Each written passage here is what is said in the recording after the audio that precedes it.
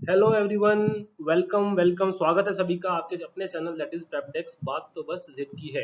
जैसा कि मैंने इंट्रोडक्शन के अंदर बात किया था आप लोगों से कि हम बात करने वाले हैं 5 मिनट नो हाउ के अंदर। उसी सीरीज के अंदर फर्स्ट वीडियो में आज लेकर आया हूं that is will be 5 minutes के अंदर हम 5 इंपॉर्टेंट क्वेश्चंस डिस्कस करने वाले हैं। हम इसको कैसे डिस्कस करेंगे और क्या इसका पैटर्न रहेगा इसके बारे में आगे बात करेंगे।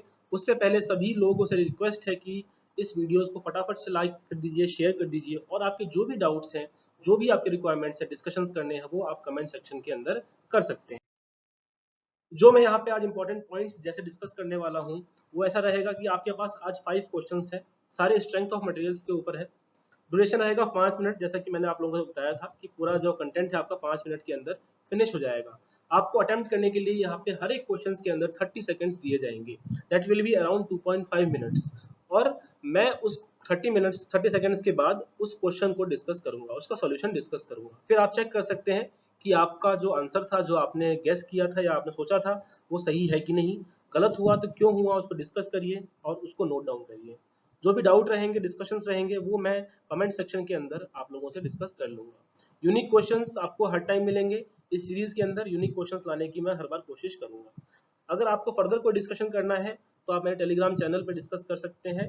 टेलीग्राम चैनल का नाम है डिस्कस सिविल विद अविनाश। चलिए, तो विदा कुछ टाइम वेस्ट किए हम शुरू करते हैं। The first question, the very first question is this. 30 seconds आपके लिए, उसके बाद मैं इसका सॉल्यूशन डिस्कस करूंगा।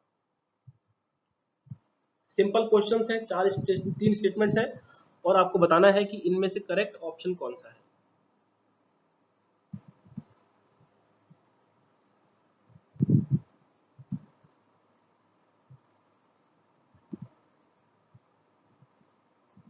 फटाफट से नोट डाउन कर लीजिए, 5 सेकेंड्स है, फिर मैं इसका सॉल्यूशन डिस्कस करता हूं।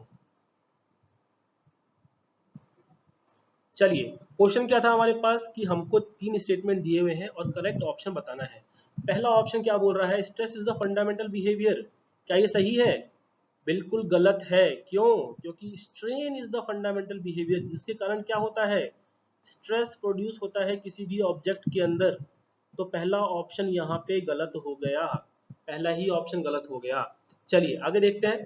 Stress level, infinite number of cycles, endurance limit, बिल्कुल सही।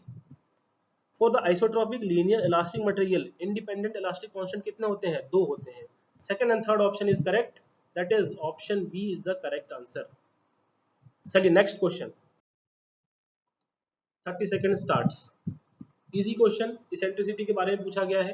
फेमस क्वेश्चंस जो पूछे जाते रहे हैं और उम्मीद है आगे भी पूछे जाएंगे वेरियस एग्जाम्स के अंदर। आपको बताना है कि इसेंट्रिसिटी कितना लगाना चाहिए हमको सर्कुलर सेक्शन के अंदर, ताकि उसके अंदर सिर्फ कंप्रेसिव स्ट्रेस प्रोड्यूस हो।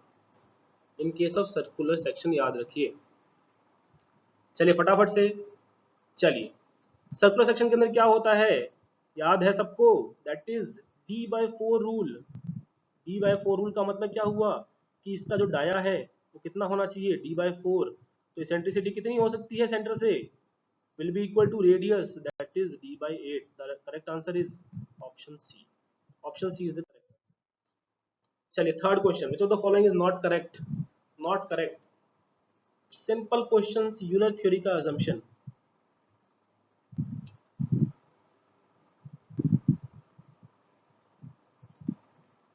चलिए फटाफट से, लास्ट 15 सेकेंड्स।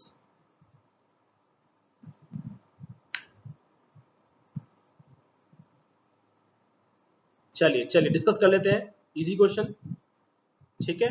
चलिए, नॉट करेक्ट, नॉट करेक्ट पूछ रहा है, नॉट करेक्ट।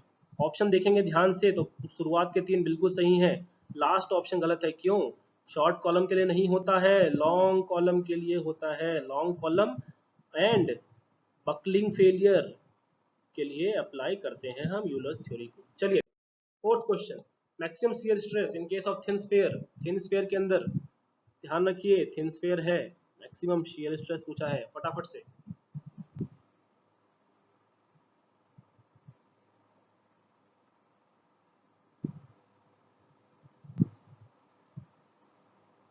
टाउ मैक्स क्या होता है, tau max σ1 plus σ2/2।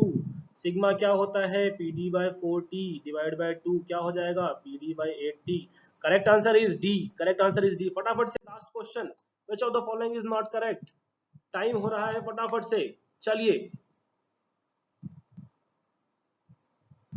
Not correct, बहुत ही बेहतरीन क्वेश्चन, स्टार मार्क कर लीजिए इसको, बहुत ही बेहतरीन क्वेश्चन है। ईएस के अंदर ऐसे क्वेश्चन पूछे जा सकते हैं, गेट के अंदर ऐसे पूछे जा सकते हैं, अच्छा क्वेश्चन। चलिए डिस्कस कर लेते हैं इसको। माइल्ड स्टील के अंदर क्या होता है, माइल्ड स्टील के अंदर जो आपका स्पेसिमेन है that will be weak in shear. तो जब आप उसके अंदर टेंसाइल फोर्स लगाते हैं तो जो वीकेस्ट प्लेन होगा that is the maximum shear stress plane, that is at 45 degrees to its axis. तो ये सही है। डायरेक्ट शियर के अंदर क्या हो जाएगा 90 डिग्रीज, क्योंकि डायरेक्ट शियर लग रहा है, 90 डिग्रीज पे फेल हो जाएगा मैक्सिमम शियर के केस में, ये भी सही है। थर्ड ऑप्शन बिल्कुल मैंने आपको एक्सप्लेन किया, the correct option that is answer will be, not correct पूछा है तो answer will be D option. चलिए thank you very much, keep learning, keep sharing, जय हिंद, थैंक यू।